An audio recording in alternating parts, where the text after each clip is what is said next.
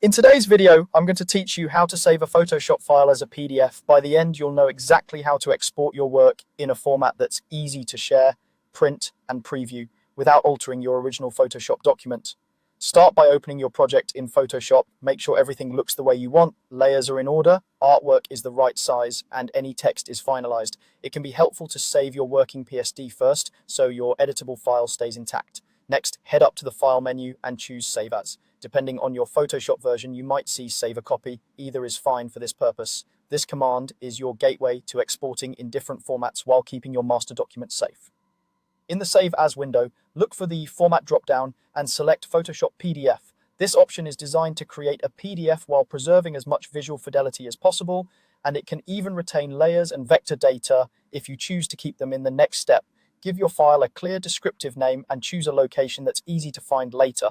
Adding version numbers or the intended use, like Poster V2 print, can save you time when you're juggling multiple exports or sending files to collaborators. Click Save, and you'll see the PDF options window. This is where you tailor the PDF to your needs. If you want a quick starting point, the preset list at the top can help. High quality print or press quality are great for professional printing, while smallest file size is better for lightweight sharing.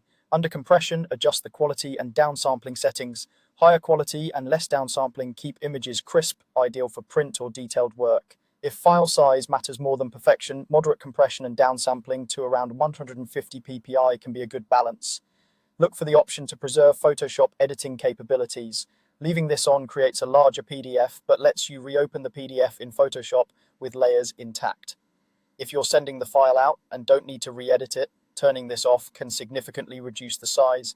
You can also check color settings. For on-screen viewing, converting to sRGB can help colors look consistent across devices, while print workflows often rely on the document's existing color profile.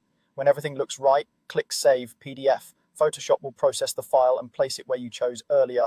That's it, your work is now